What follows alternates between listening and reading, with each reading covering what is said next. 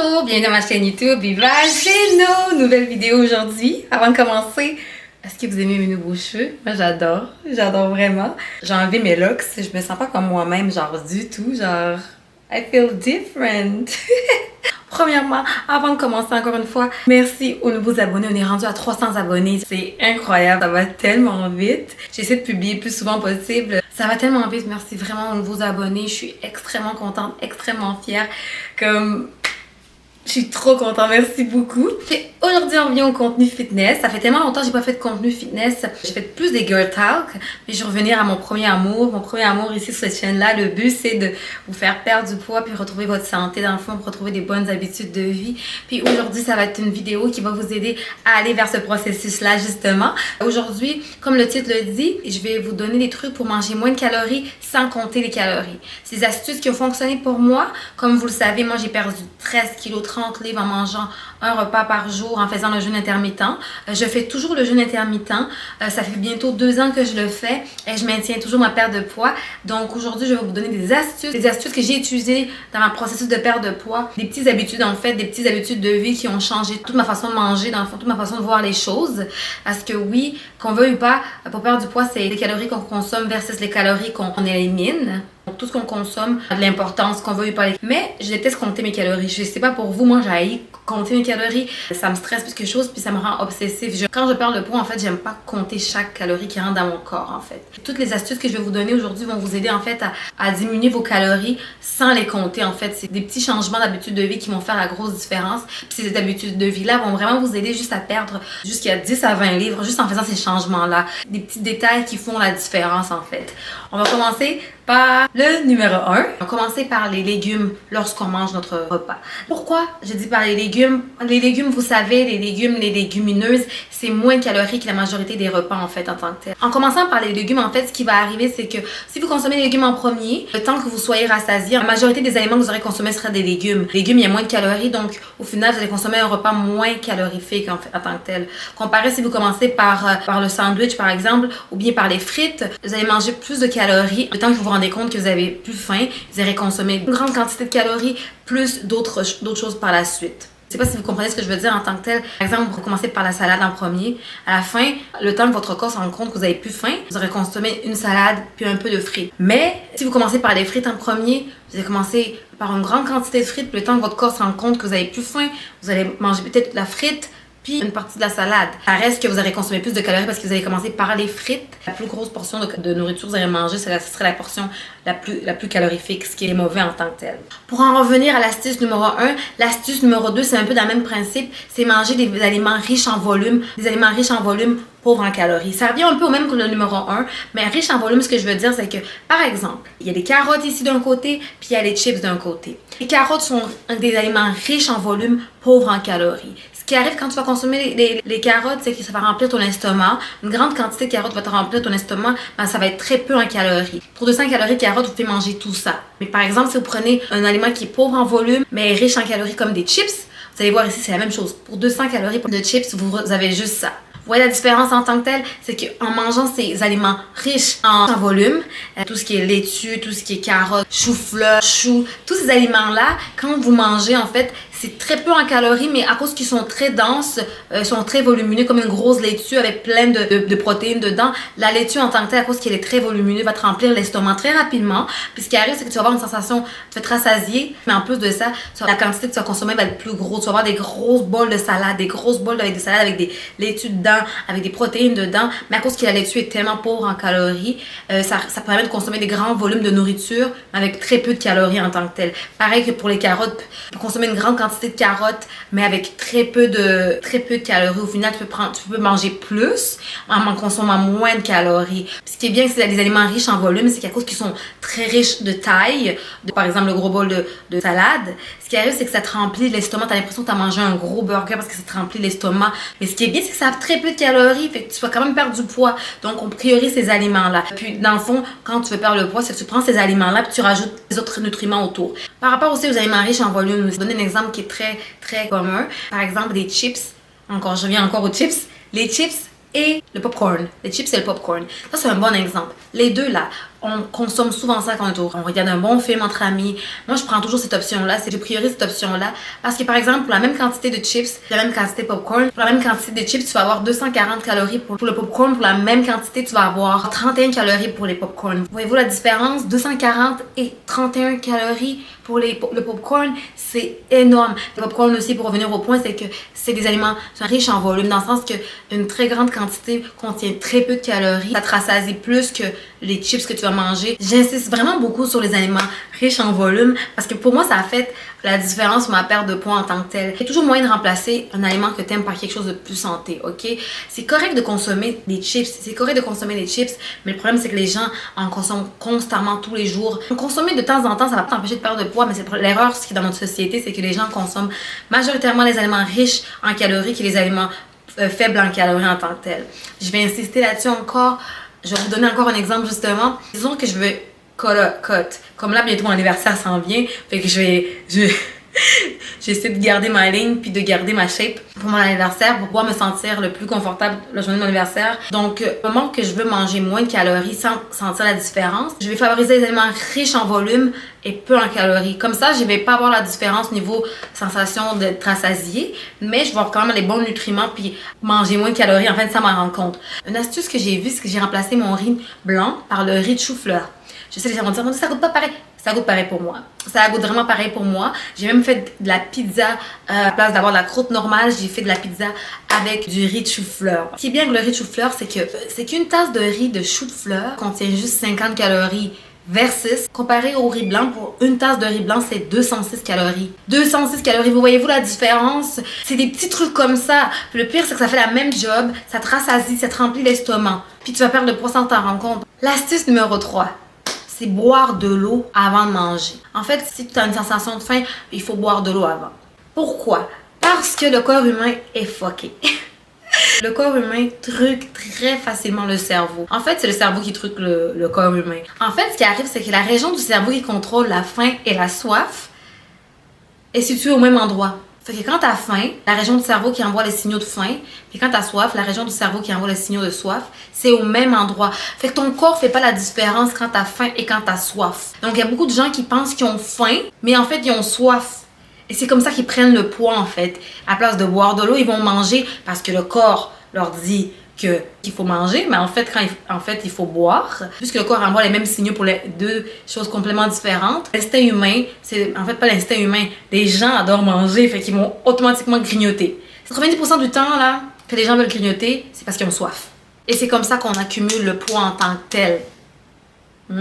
Donc, la prochaine fois que tu as faim, la prochaine fois que tu as une sensation de faim, ok, commence toujours par boire de l'eau. Bois de l'eau, puis attends un moment. Je sais que les gens vont dire, je vois déjà les gens qui vont essayer de faire boire de l'eau et dire, 5 minutes plus tard. Ben, j'ai encore faim. Laisse le temps à ton corps de réaliser. Ça prend du temps. Ça prend environ 20-30 minutes au corps de réaliser s'il est rassasié ou s'il a plus soif en tant que tel. Commencez par boire de l'eau en premier. Si vous avez envie de grignoter, commencez par boire de l'eau en premier. Attendez 20 minutes. Puis, buvez pas un petit verre. Buvez une grande quantité d'eau quand même parce que les gens sous-estiment le besoin hydrique du corps. Dans le sens que les gens sous-estiment à quel point le corps a besoin de plus d'eau qu'ils pensent. Les gens consomment pas assez d'eau en fait.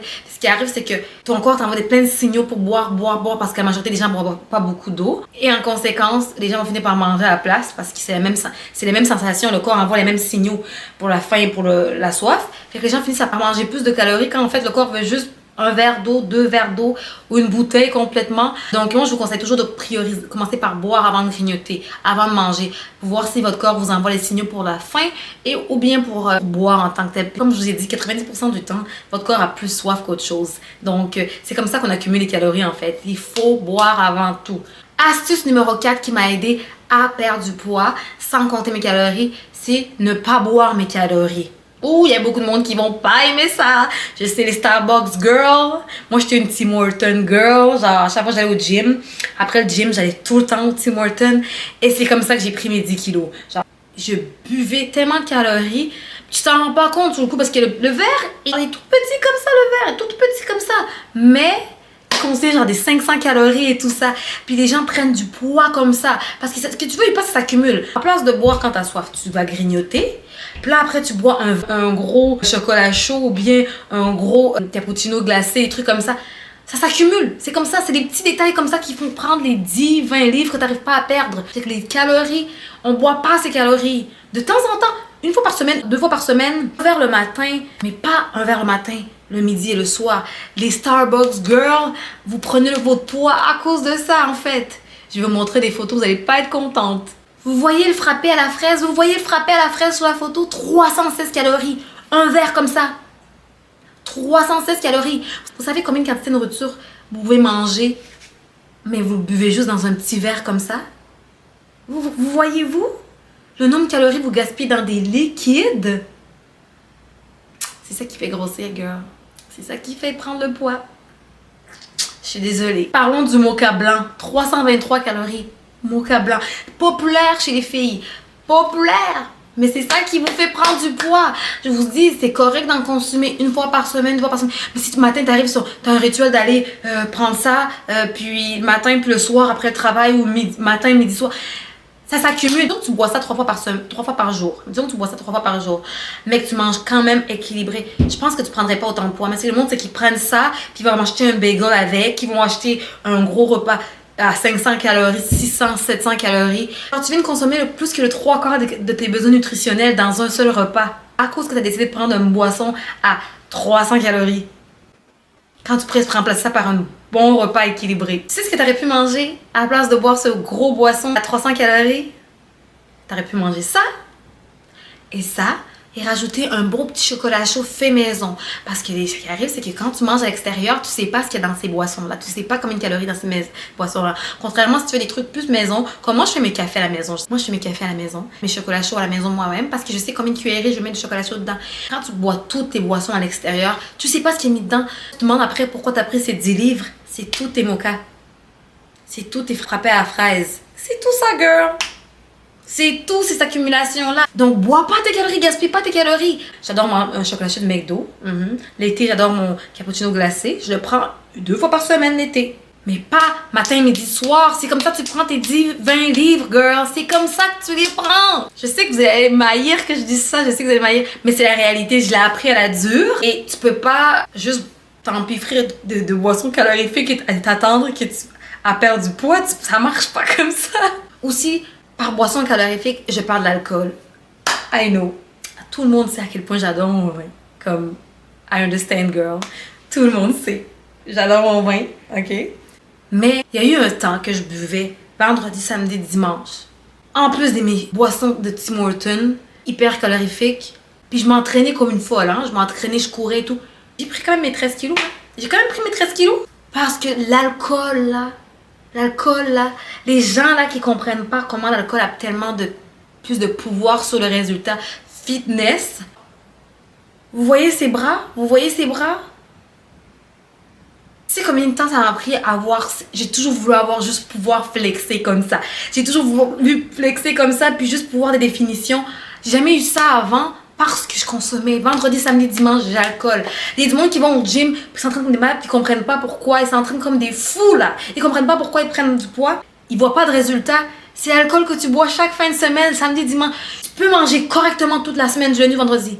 Si tu commences à t'empiffrer, faire des hangovers chaque week-end, ça s'accumule. Un week-end, par mois, c'est pas pareil, mais du monde qui le font chaque week-end, ils vont s'empiffrer de l'alcool, Ça fait toute la différence sur ta perte de poids, ça fait toute la différence. Ce que tu veux ou pas, ça fait toute la différence. Malheureusement, moi, j'adore mon vin, je vous ai déjà dit, j'adore mon vin rouge. Mais, ce que je fais maintenant, c'est que je prends une bouteille le week-end, puis je le bois sur des 3 jours. À place de boire une bouteille chaque jour, je le bois une bouteille sur 3 jours. Fait que je me prends 2 verres vendredi et 2 verres samedi, dimanche. Puis depuis que je fais ça, mes résultats fitness. Je sais pas si on le voit ici. On le voit pas là? Comme ça? Mais vous voyez. Vous voyez?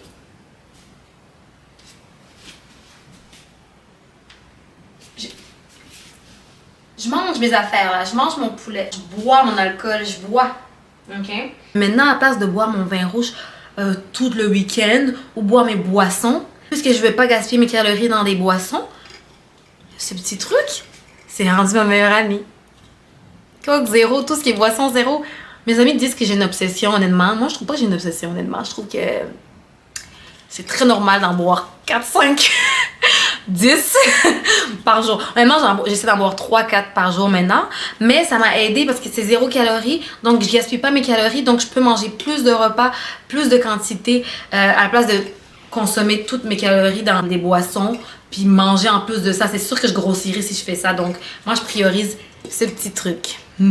Astuce numéro 5, c'est inclure des aliments riches en protéines dans votre diète. Dans la dernière vidéo que j'ai parlé quoi manger durant le jeûne intermittent, je vous ai parlé des fibres et des protéines. Moi, je priorise honnêtement plus les protéines dans mes repas. J'ai une sensation d'être plus rassasiée en mangeant les protéines. Puis ce qui est bien aussi avec les protéines, c'est que ça aide à former des muscles. Plus tu as de muscles, plus tu brûles de calories. Ça augmente ton métabolisme. Plus tu brûles plus de calories, plus tu peux manger plus aussi. Donc, tu as moins de chances de gagner du poids en tant que tel. Moi, je vois la différence depuis que je mange des protéines. Dans le fond, je vais avec le poids que je pèse en ce moment. Je fais entre 125 et 128 livres. J'essaie de manger la même quantité en grammes de protéines pour maintenir ce poids-là, pour maintenir ma masse musculaire aussi. Donc, en consommant des aliments riches en protéines, tu es rassasié plus rapidement, fait que tu as moins de chances de consommer des mauvaises choses par la suite. Donc, moins de chances de grossir.